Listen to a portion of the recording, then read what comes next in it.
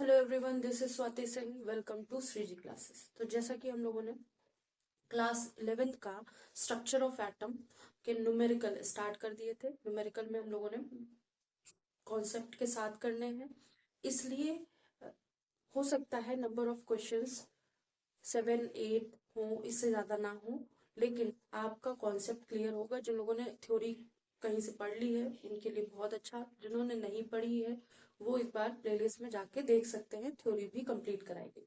जो पोर्शन आपको लगता है कम पढ़ाया गया है या आउट ऑफ सिलेबस पढ़ा दिया गया है तो वो आप स्किप कर सकते हैं। ठीक है, स्टार्ट करते हैं हम अपना न्यूमेरिकल पोर्शन।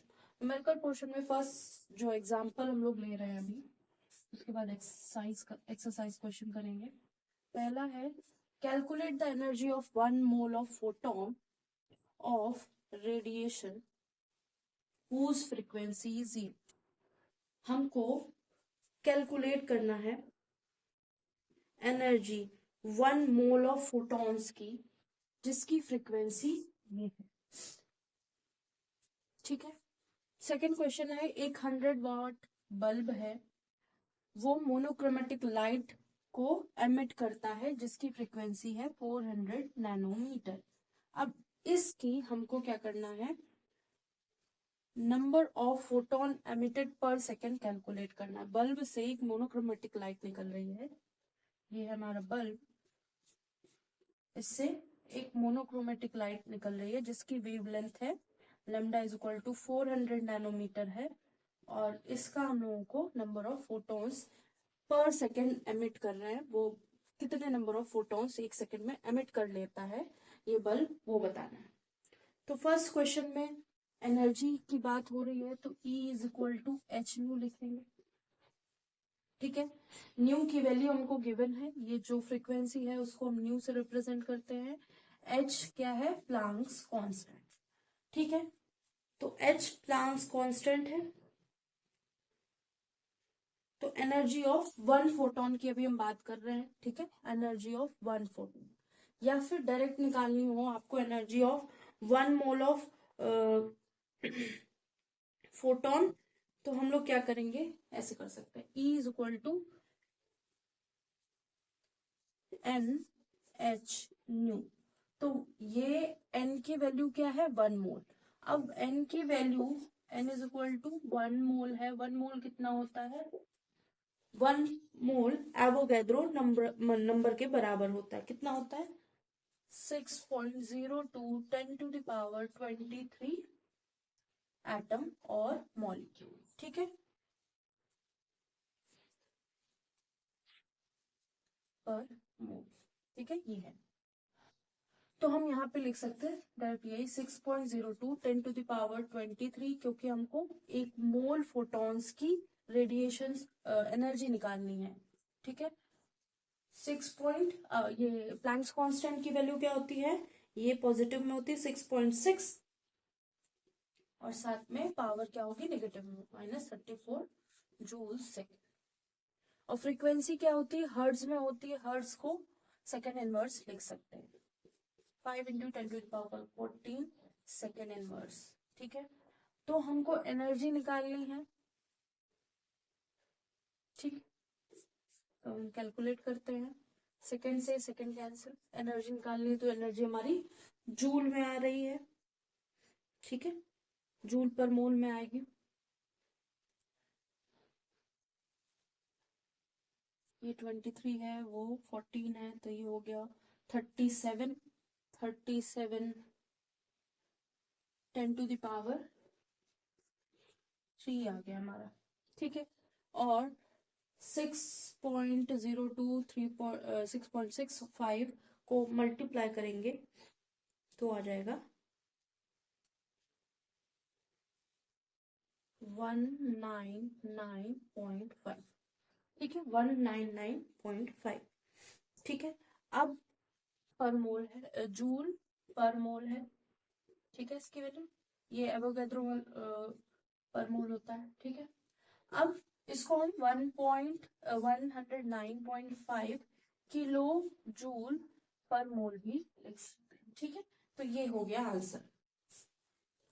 तो अगर हम एनर्जी ऑफ 1 फोटोन निकालेंगे तो n की वैल्यू 1 रख देंगे, हम फोटोन की बात कर रहे हैं, ठीक है। अगर हम एनर्जी ऑफ 1 मोल निकालेंगे तो 1 मोल में n की वैल्यू 6.02 10⁻23 पर मोल लिखना ही पड़ेगा, ठीक है। तो इसको नोट कर लीजिए। सेकेंड क्वेश्चन इसके बाद करेंगे।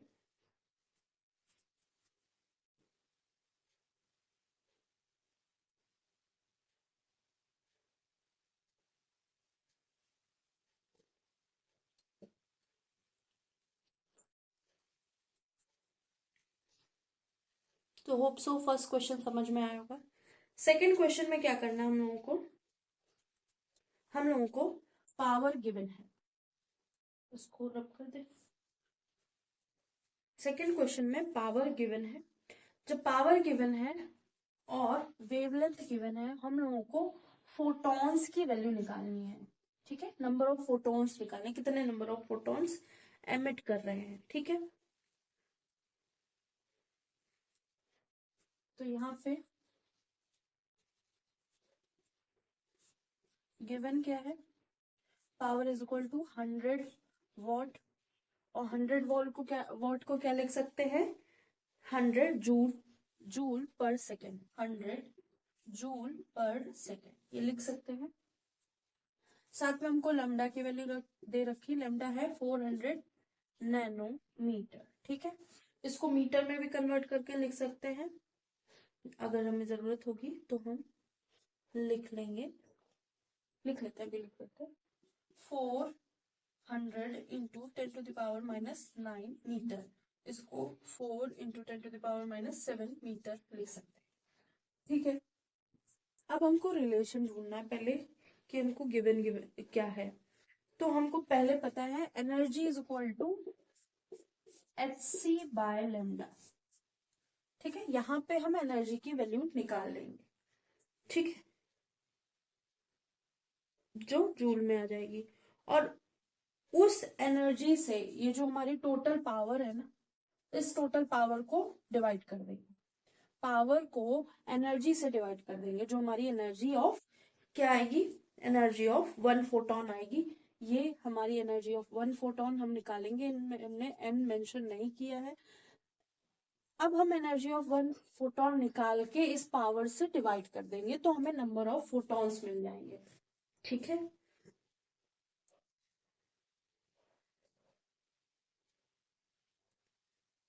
तो करना शुरू करते हैं।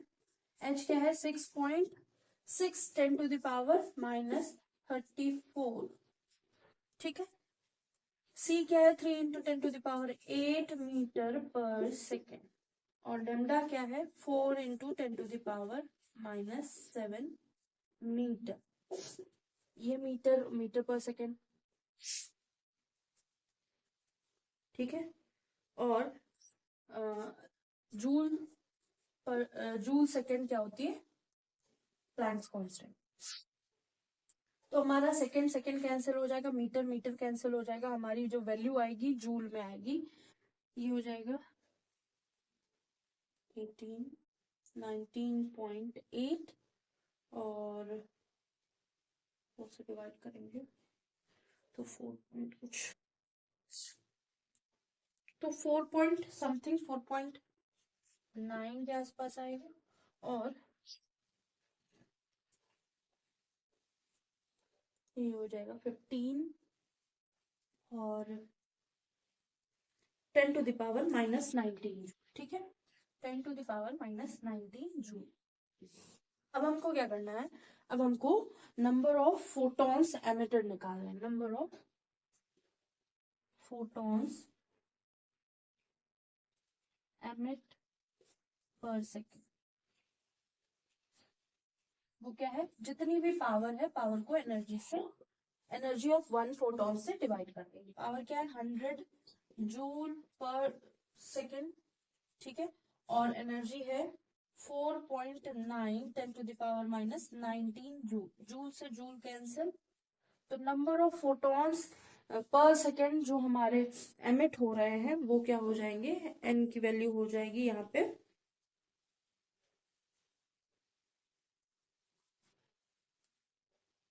Number of photon emit equals to, last वाली लाइन नहीं दिख रही है, चलिए हम यहाँ लिख देते हैं। नंबर ऑफ फोटॉन्स जो होंगे वो 4.9, ऑलमोस्ट 50 है। ये 50 को 100 से डिवाइड करेंगे तो वो 2 के आसपास, 100 को 50 से डिवाइड करेंगे तो 2.101 हो जाएगी। 2.01 10 टू द पावर 20 पर सेकेंड, ठीक है। तो number of photons emitted 2.01 10 to the power 20। ये हो गया हमारा सेकेंड क्वेश्चन आज का।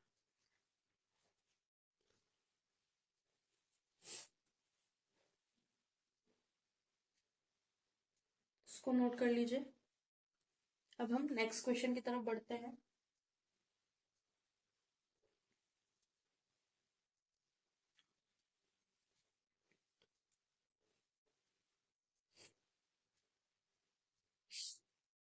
छोटे छोटे क्वेश्चंस हैं, बस वैल्यूज थोड़ी सी दिक्कत हो सकती, कहीं पावर ऐड करने में, माइनस करने में, बाकी इससे ज्यादा कोई दिक्कत नहीं होगी। अगर आप जनरल वे में 5 से 10 क्वेश्चन कर रहे हैं, जो लोग बच्चे केवल बोर्ड की तैयारी कर रहे हैं, वो अगर 5 से 10 क्वेश्चन केमिस्ट्री में कर रहे हैं, न्यूमेरिकल वाले रोज कर रहे हैं, तो उनको कोई प्रॉब्लम नहीं होगी अगर एग्जाम्पल से ही आप समझ जाएंगे चीजें, ठीक है। और अगर जो कॉम्पिटिटिव एग्जाम की तैयारी कर रहे हैं, तो वो अगर दिन में 20 क्वेश्चन केवल कर रहे हैं, 10 क्वेश्चन, 5 क्वेश्चन, कुछ भी कर रहे हैं, ठीक है, थ्योरी करने के साथ साथ 5-10 क्वेश्चन रोज कर रहे हैं किसी भी टॉपिक के, तो उनका ये इजिली हो जाएगा। तो इसको रख करते हैं, नेक्स्ट क्वेश्चन करते हैं। ये रहा हमारा नेक्स्ट क्वेश्चन। इस क्वेश्चन में हम देख रहे हैं कि द इलेक्ट्रोमैग्नेटिक रेडिएशन जिसकी वेवलेंथ है 300 नैनोमीटर फॉल करती है on the surface of sodium, ठीक है। सोडियम पे कोई ईएम रेडिएशन फॉल करती है, ठीक है। जो इलेक्ट्रॉन एमिट होगा वो क्या है, वो उसकी काइनेटिक एनर्जी है 1.68 10 to the power 5 joule per mole. What is the minimum energy of, कुछ रह गया क्या,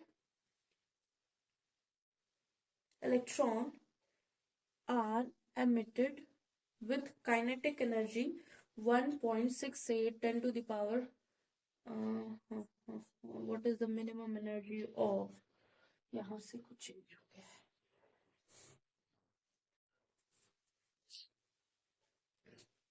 what is the minimum energy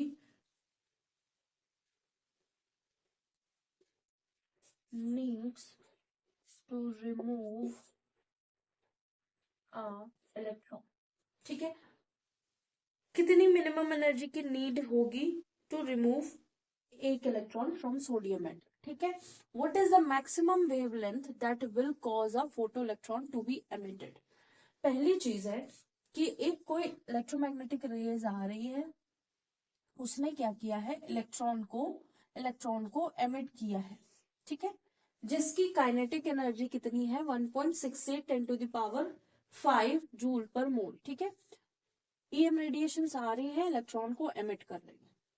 हमको बताना है what is minimum energy to remove electron, मतलब इस इलेक्ट्रॉन को इस सरफेस से रिमूव करना है, काइनेटिक एनर्जी नहीं देनी, ठीक है, केवल रिमूव करने में कितनी एनर्जी लगेगी, और what is the maximum wavelength it will cause a photo electron to be emitted. और जो इलेक्ट्रॉन एमिट कर रहा है, निकल रहा है, तो उसकी वेवलेंथ क्या हो, ठीक है, मैक्सिमम वेवलेंथ क्या हो सकती है।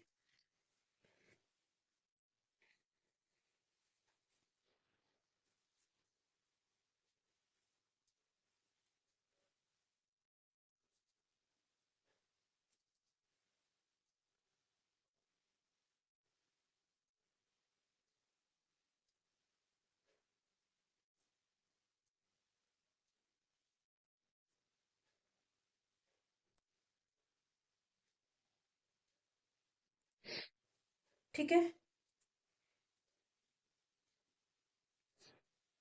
तो एनर्जी चाहिए हमको रिमूव करने के लिए, मिनिमम एनर्जी एक इलेक्ट्रॉन को,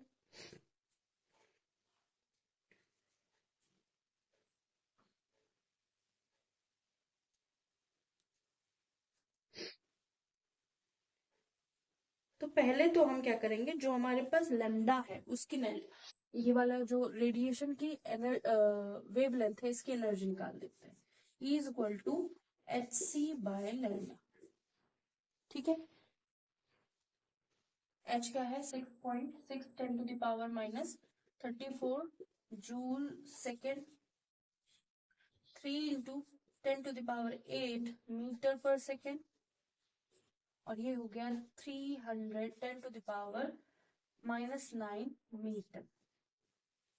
ठीक है, तो इसको सॉल्व करेंगे, 3 कैंसिल हो गया, 6.6 के आसपास ही 6.6 10⁻⁻19 जूल आएगा। 6.6 10⁻⁻19 जूल। ठीक है, ये यहाँ जाएगा 17 होगा और 19 बचेगा। ठीक है, 3 कैंसिल हो गया।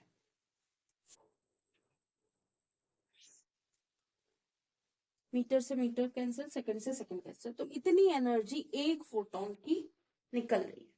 ठीक है, एनर्जी ऑफ आ फोटोन ये है।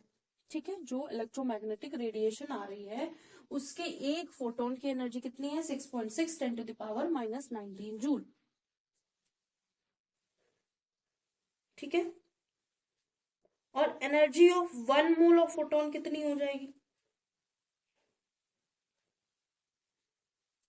तो energy of 1 mole of photon वो कितनी हो जाएगी, वो हो जाएगी 6.6 10⁻⁻19 जूल इंटू 6.02 10⁻23 पर मोल। ठीक है, अब ये ऑलमोस्ट 37 के आसपास हो जाएगा और 10⁻हो जाएगी 4 के आसपास। ठीक है, -19 और 23। ठीक है, तो ये ऑलमोस्ट हो जाएगा 3.99 10⁻5। ये 5 में दे रखा है तो हमने भी इसको, तो ये हो गई हमारी energy of 1 mole of photon. ठीक है, अब काइनेटिक एनर्जी, इलेक्ट्रॉन जो है वो जो फोटोन आ रहा है उसी की कुछ एनर्जी लेके एमिट किया है ना, कुछ तो एनर्जी होगी जो इसको रिमूव कर रही होगी इसकी सरफेस से, और कुछ एनर्जी जो बचेगी वो इसको एमिट कर देगी सरफेस से। ठीक है, तो अब जब ऐसा हुआ है तो हमने पहले एनर्जी ऑफ एक फोटोन निकाला या फिर energy of 1 mole of photon direct निकाल लेंगे। ठीक है, हमको पता है कि इतनी एनर्जी काइनेटिक एनर्जी है, इतनी एनर्जी काइनेटिक एनर्जी है, और इतनी एनर्जी क्या है, एक फोटोन की एनर्जी है। ठीक है, इन दोनों को हमने क्या किया, इनका डिफरेंस देख लिया, इनका डिफरेंस ही मिनिमम एनर्जी होगी एक इलेक्ट्रॉन को रिमूव करने के लिए। तो मतलब energy needed to remove electron कितनी होगी, ये वाली energy minus kinetic energy, E minus kinetic energy. ठीक है, इतनी एनर्जी तो पूरी दी जा रही है ना, इतनी एनर्जी मतलब इतनी एनर्जी चाहिए इलेक्ट्रॉन को। ठीक है,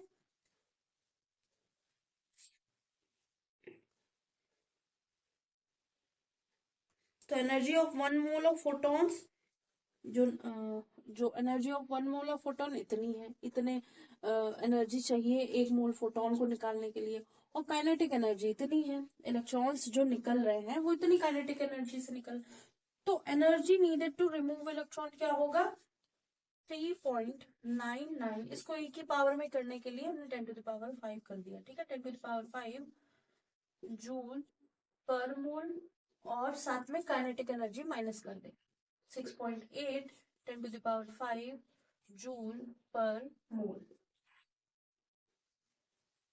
तो 10 to the power 5 तो आ ही जाएगा, फिर 1 3 2.31 10 to the power 5 joule per mole. तो कहने का मतलब कि जो एनर्जी आ रही थी, फिर कुछ एनर्जी इस इलेक्ट्रॉन को रिमूव करने में लगी और कुछ एनर्जी इलेक्ट्रॉन को काइनेटिक एनर्जी देने में लगी। तो जो एनर्जी इलेक्ट्रॉन को रिमूव करने में लगी वो हमको बतानी है, ठीक है। और ये वाली जो है ये एनर्जी आ रही है, तो वो कितनी है 3.99 10 to the power 5 joule per मोल। और जो काइनेटिक एनर्जी इस इलेक्ट्रॉन को मिली है सरफेस से बाहर निकलने के लिए वो कितनी 1.6 10 to the power 5 joule per मोल, ठीक है। अब हमने इनका डिफरेंस कर दिया तो हमें पता चल गया कि कितनी एनर्जी यूज हुई है इस इलेक्ट्रॉन को सरफेस से बाहर निकालने के। ये हो गया इस क्वेश्चन का फर्स्ट पार्ट।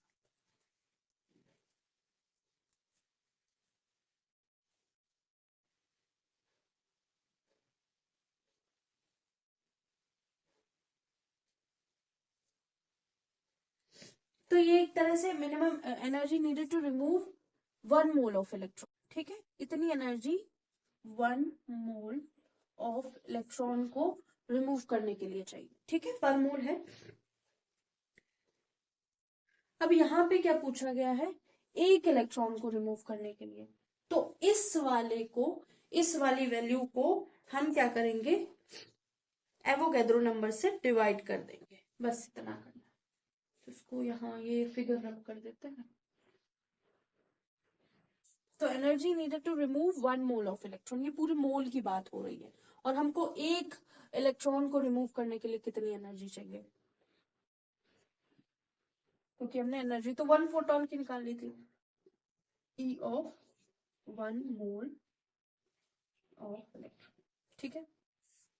अब एनर्जी ऑफ 1 इलेक्ट्रॉन, एक इलेक्ट्रॉन को रिमूव करने के लिए क्या एनर्जी है, तो 2.31 10 to the power 5 joule per मोल को डिवाइड कर देंगे 6.02 10 to the power 23 10 to the power 23 joule, नहीं ये तो पर मोल होता है ना, पर मोल, हाँ पर मोल। तो पर मोल से पर मोल कैंसिल, हमको केवल एनर्जी चाहिए। अब 10 की पावर 5 है, ये 23 है, तो 10 टू द पावर कितना आ जाएगा, 10 टू द पावर माइनस में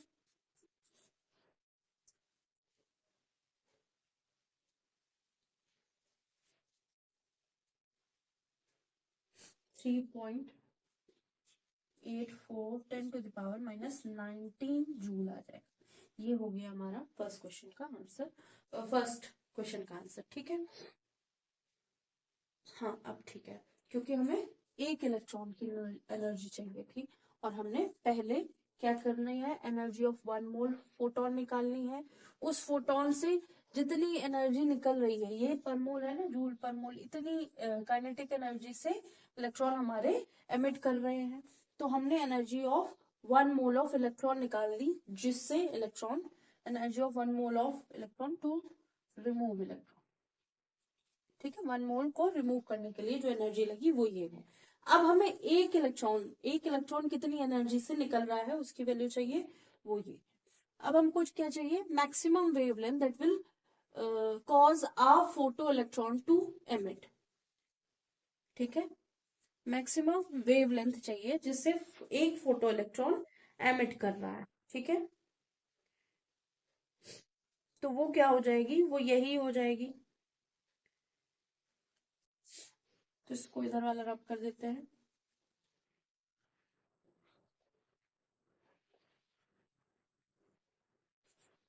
सेकेंड पार्ट है उसमें क्या है, वेवलेंथ की बात करेंगे। E is equal to h c by lambda होता है, ठीक है। अब हमको लेमडा चाहिए, हमने E तो निकाल लिया एक इलेक्ट्रॉन का, ठीक है। तो लेमडा इज इक्वल टू क्या हो जाएगा, h c by E. H कितना है 6.6 10 टू द पावर कितना है 34, ठीक है। h की वैल्यू क्या है 10 to the power 6.6 10 to the power -34 joule second. c की वैल्यू है 3 into 10 to the power 8 metre per second, और e कितना आ गया है 3.84 10 टू द पावर -19 जूल। तो ये हो जाएगा 27, जूल से जूल कैंसिल, सेकेंड से सेकेंड कैंसिल, मीटर 3 से 3 कैंसिल कर सकते हैं, तो 6-7 के आसपास कुछ आएगा।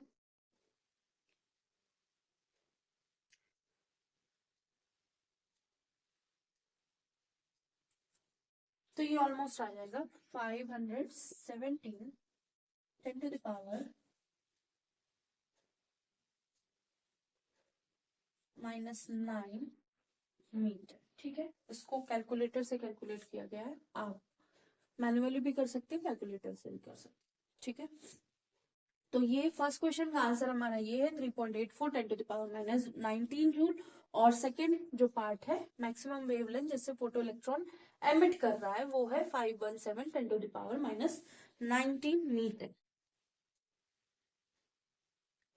-9 मीटर। इसको 517 नैनोमीटर भी लिख सकते हैं, ठीक है।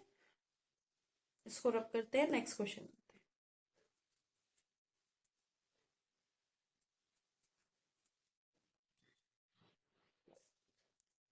नेक्स्ट क्वेश्चन है the threshold frequency V naught of metal is V naught of metal is 7.0 10 to the power 14 per second। Threshold frequency क्या होती है, हर मेटल की अलग अलग होती है, उसी पर्टिकुलर फ्रीक्वेंसी पे हमारा जो फोटोन आ रहा होगा वो इलेक्ट्रॉन को रिमूव कर सकता है। कैलकुलेट करनी है kinetic energy of electron emitted, जो इलेक्ट्रॉन एमिट कर रहा है उसकी काइनेटिक एनर्जी निकालती है व्हेन रेडिएशन ऑफ फ्रीक्वेंसी ये इज हिट्स द मेटल। एक इलेक्ट्रॉन कोई मेटल है, ठीक है, उस पे अगर इतनी फ्रीक्वेंसी का फोटॉन्स डाले जाएंगे तो इलेक्ट्रॉन रिमूव हो सकते हैं, ठीक है। लेकिन हम क्या कर रहे हैं, कुछ फ्रीक्वेंसी ज्यादा उस पर डाल रहे हैं, कुछ फ्रीक्वेंसी जो फोटोन की फ्रीक्वेंसी है वो ज्यादा फ्रीक्वेंसी है, ठीक है। मतलब कहने का मतलब ये है कि हमारा ये मेटल है, मेटल के ऊपर बहुत सारे इलेक्ट्रॉन है, हमें पता है कि 10 पर सेकेंड फ्रीक्वेंसी से ये इलेक्ट्रॉन निकल सकता है, ठीक है। लेकिन हमने क्या किया, 12 पर सेकेंड फ्रीक्वेंसी की रेडिएशन इस पे डाली, ठीक है, ये रेडिएशन डाली जिसमें फोटॉन्स थे बहुत सारे रेडिएशन। तो उसने क्या किया, इस इलेक्ट्रॉन को निकाल तो दिया, सरफेस से निकाल दिया और साथ में कुछ ना कुछ काइनेटिक एनर्जी दे दी। अब वो हमें काइनेटिक एनर्जी चाहिए, ठीक है। एक बार फिर से समझ लेंगे कि जो मेटल है, मेटल की सरफेस पे बहुत सारे इलेक्ट्रॉन्स होते हैं, ठीक है। इस मेटल की क्या खासियत है कि इसके इलेक्ट्रॉन इसी फ्रीक्वेंसी पे रिमूव हो सकते हैं। तो जब वो मिनिमम एनर्जी होगी टू रिमूव इलेक्ट्रॉन वही होगी हमारी मिनिमम फ्रीक्वेंसी होगी टू रिमूव इलेक्ट्रॉन, वही हमारी थ्रेशोल्ड फ्रीक्वेंसी होगी। तो नंबर ऑफ फोटॉन्स इस फ्रीक्वेंसी से आ रहे होंगे 7.0 10 टू द पावर 14 पर सेकेंड से। तो इस फ्रीक्वेंसी से रेडिएशन आ रही है, फोटॉन्स आ रहे हैं इलेक्ट्रॉन को रिमूव करने के लिए। लेकिन हमने क्या किया, कुछ ज्यादा फ्रीक्वेंसी की रेडिएशन डाल दी, ठीक है। तो जब हम 7 इंटू 10 टू द पावर 14 पर सेकेंड फ्रीक्वेंसी से डाल रहे थे तो इलेक्ट्रॉन रिमूव होके सरफेस पे आ जा रहे थे, ठीक है। जब हम इससे ज्यादा फ्रीक्वेंसी के रेडिएशन डालेंगे तो इलेक्ट्रॉन रिमूव होके सरफेस पे तो आ ही रहे थे, साथ साथ कुछ काइनेटिक एनर्जी लेके सरफेस से बाहर निकल जा रहे थे। तो ये जो काइनेटिक एनर्जी है वो हमें फाइंड आउट करनी है, ठीक है। तो 7 इंटू 10 टू द पावर 14 पर सेकेंड एनर्जी तो नीड है ही, लेकिन जो एक्स्ट्रा एनर्जी है वही हमारी काइनेटिक एनर्जी में कन्वर्ट हो जाएगी।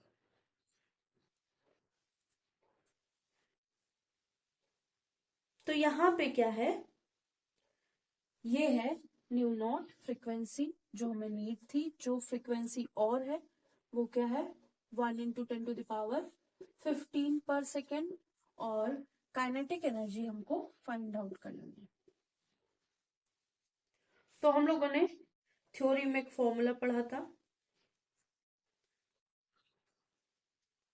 वही फॉर्मूला हम यहाँ पे अप्लाई करेंगे, जो क्या है, h nu is equal to h nu not plus half m v square. ये क्या है, काइनेटिक एनर्जी है। ठीक है, हमें मास नहीं दे रखा, हमको वेलोसिटी नहीं दे रखी, ये मास ऑफ इलेक्ट्रॉन है। ठीक है, हमको केवल ये गिवन है और ये गिवन है, हमें ये फाइंड आउट करना है। तो हम हाफ एम वी स्क्वायर की जगह काइनेटिक एनर्जी लिख लेंगे। तो kinetic energy is equal to, ये इधर ले आएंगे, ये h nu minus h nu not. H क्या है, common, nu minus nu not. ठीक है, एच कितनी वैल्यू होती है, 6.6 10⁻34 माइनस 34 जूल सेकेंड। और फ्रीक्वेंसी क्या है, ये वाली है, न्यू है 1 × 10⁻15 पर सेकेंड, या इसको 10 × 10⁻14 कर सकते हैं। ठीक है, माइनस 7 × 10, क्योंकि जो पावर होगी वो सेम होगी, तभी हम माइनस कर सकते हैं। ठीक है, तो ये हमारे पास आ जाएगा 6.6 10⁻34 जूल सेकेंड। और साथ में हमने जब माइनस किया 3 × 10⁻14 पर सेकेंड, तो सेकेंड सेकेंड कैंसिल हो गया, जूल। अब जो काइनेटिक एनर्जी आ गई वो 19.8 समथिंग आएगी, 19.8 या फिर 10⁻18 हो जाएगी। तो यहाँ पे हम लिख देंगे इसको 1.98 10⁻−19 जूल। ठीक है, ये हो गई हमारी काइनेटिक एनर्जी ऑफ फोटोन। कोई भी मेटल की एक पर्टिकुलर मेटल की अगर उस पे रेडिएशन आ रही है, तो उसकी सरफेस पे जितने भी इलेक्ट्रॉन्स हैं वो अगर उस एनर्जी को मैच करेंगे तो वो इलेक्ट्रॉन निकल के सरफेस पे आ जाएंगे। ठीक है, मतलब थ्रेशोल्ड फ्रीक्वेंसी आई, इलेक्ट्रॉन रिमूव होके सरफेस पे आ गए। अब उनको कुछ एक्स्ट्रा एनर्जी मिल जाएगी तो वो उस सरफेस से निकल के बाहर चले जाएंगे। ठीक है, तो हर मेटल की अपनी अपनी फ्रीक्वेंसी होती है। ठीक है, तो यहाँ पे जो भी मेटल लिया गया उसकी है 7 × 10⁻14 पर सेकेंड। अब हमारा रेडिएशन आ रही है, हमारा इलेक्ट्रॉन आसानी से रिमूव हो गया, सरफेस पर रखा है। ठीक है, ये हमारा इलेक्ट्रॉन पहले क्या था, ये एम्बेडेड था, सरफेस के अंदर था, एक रेडिएशन आई इसके ऊपर और ये इजिली रिमूव हो गया, रिमूव होके सरफेस पे रखा।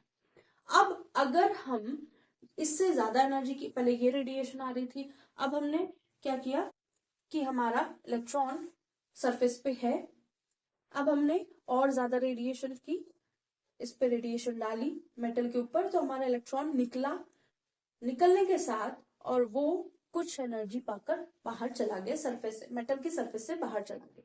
ठीक है, तो जब ऐसा हुआ तो जब इलेक्ट्रॉन सरफेस पे था तो वो तो मिनिमम एनर्जी थी कि इलेक्ट्रॉन एमिट, वो रिमूव हो गया। ठीक है, लेकिन रिमूव होने के साथ साथ एमिट कर गया, सरफेस से निकल गया। जब सरफेस से निकल गया तो वो क्या, काइनेटिक एनर्जी होगी। ठीक है, यही है। सेकेंड क्वेश्चन क्या है, सेकेंड क्वेश्चन जो है हमारा वो स्पेक्ट्रम पे, लाइन स्पेक्ट्रम ऑफ हाइड्रोजन पे बेस्ड है।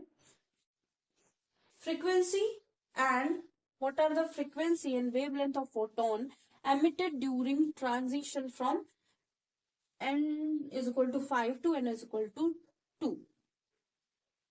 अब क्या है, हमारे जो इलेक्ट्रॉन हैं वो ऐसे लेवल्स में है, कुछ ना कुछ एनर्जी लेके डिफरेंट डिफरेंट लेवल पे है। तो हमारा जो इलेक्ट्रॉन है वो फोटोन जो है, हमारा फोटोन जो है, what are the frequency and wavelength of photon emitted during transition from, जो हमारा फोटोन है n इज इक्वल टू 5 से n इज इक्वल टू 1 2 3 4 5, तो n इज इक्वल टू 5 से n इज इक्वल टू 2 पे आ रहा है, ठीक है, यहाँ पे था, अब यहां से होके लोअर पोजीशन पे या फिर लेवल, ये एनर्जी लेवल होते हैं, ठीक है। जब हमने एटम की बात करी थी, स्ट्रक्चर ऑफ एटम में, तो क्या था, बिल्कुल मिड पॉइंट पे न्यूक्लियस था और साइड में क्या था, ऐसे लेवल्स थे, स्टेट्स ऑफ इलेक्ट्रॉन थे या लेवल ऑफ इलेक्ट्रॉन थे या एनर्जी लेवल्स थे, ठीक है। तो इनमें क्या है, इलेक्ट्रॉन रहते हैं, इलेक्ट्रॉन मूव करते हैं, वैसे तो बेसिकली क्लाउड की तरह होते हैं, अपनी एक्सिस पे मूव कर रहे होते हैं, रोटेट कर रहे होते हैं, वाइब्रेट कर रहे होते हैं, ऑसिलेट कर रहे होते हैं, जिगजैग मोशन सारा वो कर रहे होते हैं, ठीक है। लेकिन जब हम बात कर रहे हैं यहाँ पे, तो केवल क्या है, हमारा फोटोन जो है n से निकल के फर्स्ट पे आ गया। जब ऐसा हुआ तो उस फोटोन ने एमिट करने के दौरान उस फोटोन ने क्या किया, कितनी फ्रीक्वेंसी निकाली और किस वेवलेंथ से वो यहां से यहां आ गया, बस इतनी बात पूछी है। तो इसके लिए एक फॉर्मूला है, वो फॉर्मूला हम यूज करते हैं और हम अपना आंसर पाते हैं, इसमें ज्यादा सोचने की जरूरत नहीं है। तो हमको पहले चाहिए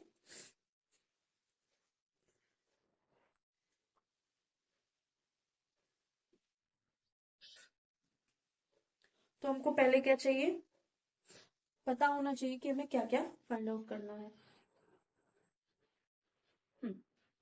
तो हमें फ्रीक्वेंसी फाइंड आउट करनी है, वेव लेमडा फाइंड आउट करना है फोटोन का। एन वन क्या है, एन वन मतलब एन इनिशियल कितना है, इनिशियली 5 पे था और फाइनली हमारा फोटोन कहाँ पहुंच गया, 2 पे पहुंच गया। तो ऐसा फॉर्मूला क्या है, ऐसा है हमारे पास, पहले हम एनर्जी निकाल लेंगे, फिर फ्रीक्वेंसी निकालेंगे, फिर लैम्डा निकालेंगे। तो हमारे पास तीनों चीजें यहाँ पे निकल आएंगी। Delta E is equal to, इसके लिए इसका जो फॉर्मूला है हाइड्रोजन स्पेक्ट्रम में जो हम यूज कर रहे हैं लाइन स्पेक्ट्रम में, वो होगा 2.18 10 to the power 2.18 10 to the power -18 joule. और साथ में 2-3 फॉर्मूला है, आप वो कोई भी लगा सकते हैं। ये जो है ये हमारा क्या है, रिडबर्ग कांस्टेंट है, ठीक है, रिडबर्ग कांस्टेंट है, आरएच लिखते हैं, नहीं रिडबर्ग कांस्टेंट ही होता है, ठीक है, आरएच बोलते हैं इसको, ठीक है। तो आरएच की वैल्यू हमने 2.18 10 टू द पावर -18 जूल लिख ली।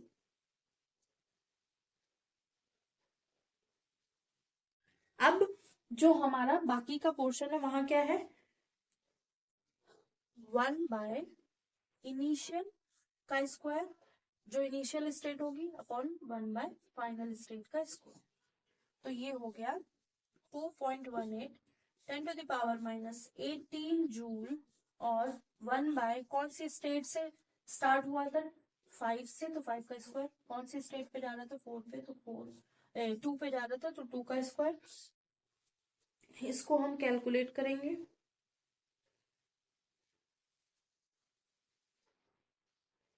ठीक है, कैलकुलेट करते हैं कैलकुलेटर से आप।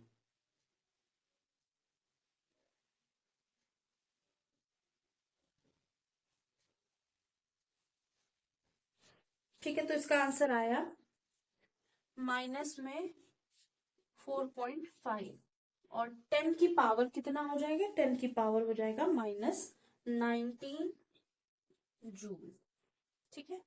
ये हो गया हमारा एनर्जी। अब एनर्जी हमारी निकल आई है, तो इसी इक्वेशन से हम क्या निकाल लेंगे, क्योंकि एनर्जी क्या होता है, E is equal to h nu होता है और E is equal to h c by lambda, ठीक है। H और C कांस्टेंट है, तो इस वाले फॉर्मूले से हम फ्रीक्वेंसी निकालेंगे, इस वाले फॉर्मूले से हम लैम्डा निकालेंगे। तो पहले हम फ्रीक्वेंसी फाइंड आउट करते हैं।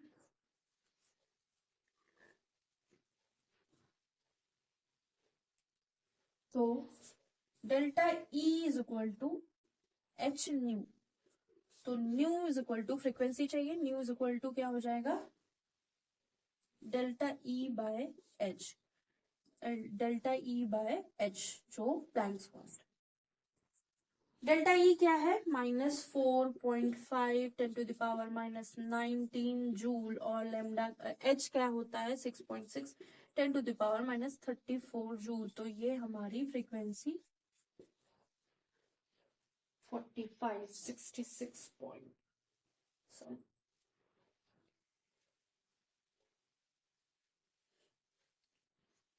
6.9 10⁻14 हर्ट्ज आ जाए। ठीक है, हर्ट्ज ये जूल सेकंड होता है, तो जूल पर सेकंड। अब हमें लैम्डा फाइंड आउट करना है, तो लैम्डा के लिए क्या करेंगे, lambda is equal to h c by E, delta E. ठीक है,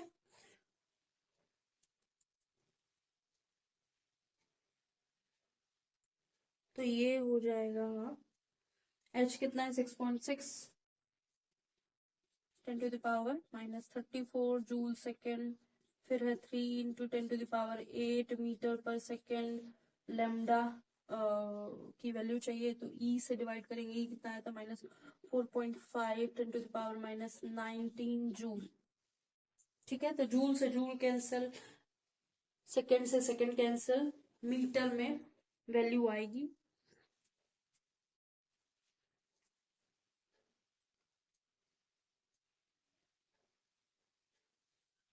या फिर C बाय न्यू।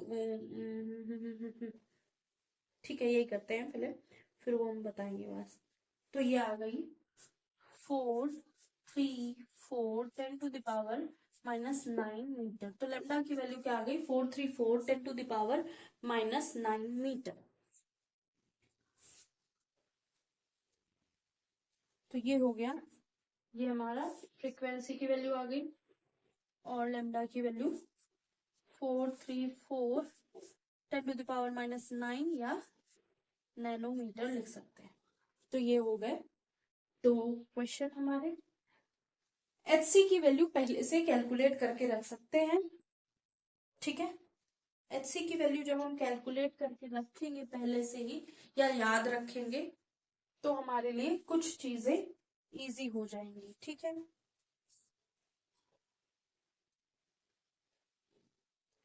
इसको नोट कर लीजिए।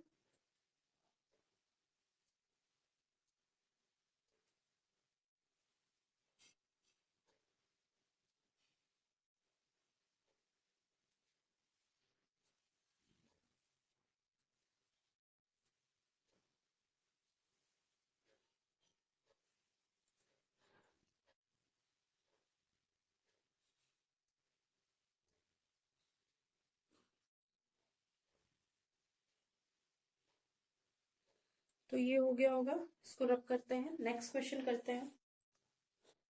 बहुत इजी क्वेश्चन है, बहुत ज्यादा डिफिकल्टी नहीं होगी, एक बार आप खुद से करेंगे तो प्रॉब्लम बिल्कुल भी नहीं होगी। ठीक है, इसको रब करते हैं। जैसा कि हमने बात करी थी कि हाइड्रोजन स्पेक्ट्रम की जो बातें होती हैं वो बेसिकली उन एटम्स के बारे में बात होती है जिनमें एक इलेक्ट्रॉन होता है। ठीक है, तो यहाँ पे क्या पूछा गया है, energy associated with first orbit of He plus, what is the radius of this orbit. ठीक है, तो हमको रेडियस ऑफ ऑर्बिट बताना है। अब हमें पता है कि He के पास 2 इलेक्ट्रॉन होते हैं, हम केवल वही स्पेक्ट्रम पढ़ रहे हैं जहां पे एक इलेक्ट्रॉन है। ठीक है, तो एक इलेक्ट्रॉन हमारा निकल गया है, तो हम He+ के बारे में पढ़ रहे हैं। तो He+ के बारे में क्या है, कि इसके पास एक इलेक्ट्रॉन है और वही फर्स्ट ऑर्बिट है, उसी में 2 इलेक्ट्रॉन पॉसिबल हो सकते, एक है, हम एक के बारे में पढ़ रहे हैं और हमें इसी ऑर्बिट की क्या चाहिए, रेडियस चाहिए। हमें एनर्जी भी निकालनी है, हमको रेडियस भी निकालनी। तो एनर्जी के लिए जो फॉर्मूला होगा वो क्या होगा, किसी भी एटम का हो, किसी भी एलिमेंट का हो, तो उसका किसी भी ऑर्बिट का फॉर्मूला किसी भी ऑर्बिट का निकालना हो वैल्यू, तो वो क्या होगी, वो होगी E n is equal to 2.18, जो लास्ट में RH की वैल्यू लिखी थी 2.18 10 टू द पावर -18 जूल, साथ में Z। अब Z क्या है, एटॉमिक नंबर, इसका कर देंगे स्क्वायर अपॉन n का स्क्वायर। जो भी नंबर के ऑर्बिट की बात हो रही होगी उस ऑर्बिट का यहाँ पे वैल्यू लिख देंगे। तो He जिस भी एनर्जी लेवल की बात हो रही होगी, तो यहाँ फर्स्ट एनर्जी लेवल की बात हो रही तो n की वैल्यू 1 है, और हमें क्या पता है हीलियम का एटॉमिक नंबर कितना होता है, तो Z क्या है हमारा एटॉमिक नंबर, वो होगा 2। अब हमने एनर्जी निकाल ली, तो 2.18 10 to the power -18 joule, Z का स्क्वायर है 4/1। तो ये हो जाएगी जो हमारी एनर्जी होगी इस ऑर्बिट की, फर्स्ट ऑर्बिट की, हीलियम एटम की, हीलियम प्लस एटम की, तो वो क्या हो जाएगी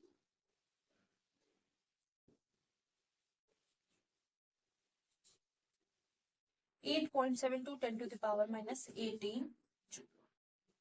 ठीक है, 8.72 10 टू द पावर, और ये माइनस में होगा, ठीक है, ये माइनस में होगी, 10 टू द पावर -18 जूल।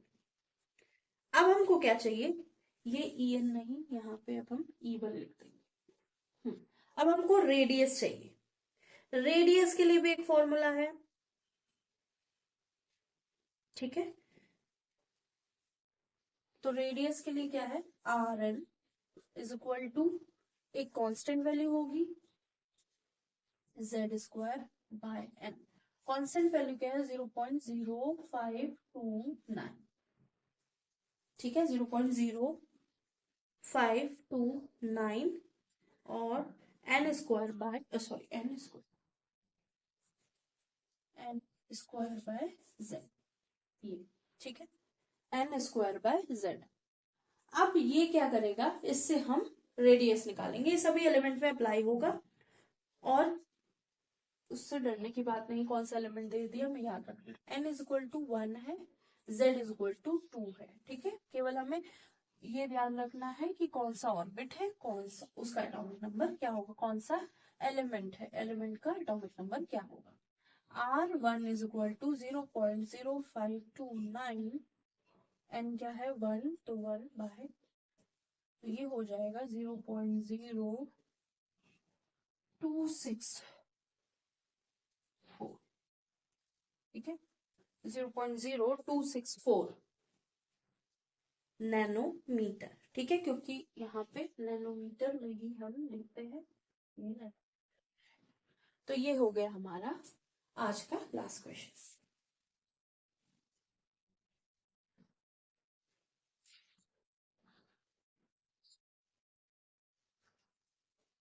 अभी हम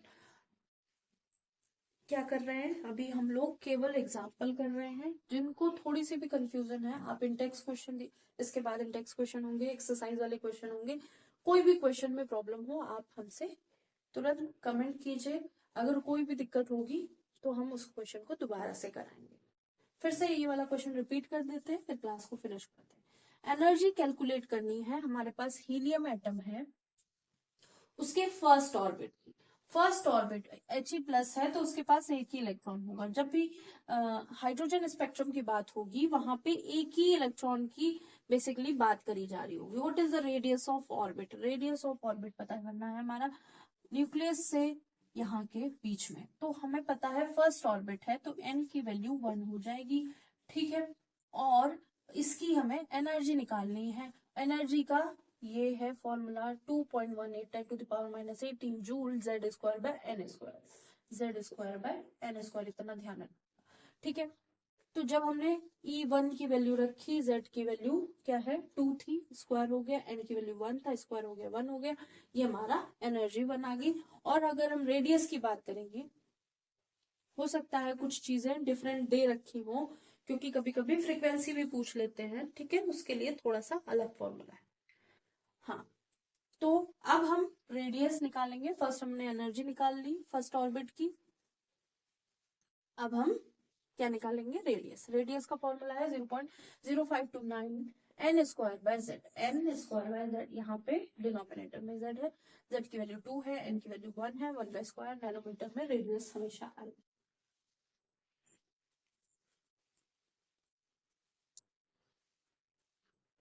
तो होप सो आज की क्लास समझ में आई होगी। जिनको भी कोई भी प्रॉब्लम है न्यूमेरिकल से लेकर थ्योरी से लेकर, आप कमेंट कीजिएगा, हम आपको जरूर से जरूर वो क्लास प्रोवाइड कराएंगे। और आज के लिए इतना ही। लाइक कीजिएगा, सब्सक्राइब कीजिएगा, शेयर कीजिएगा, कमेंट कीजिएगा, बताइएगा क्लासेस कैसे लग रही हैं। आज के लिए इतना ही, थैंक यू।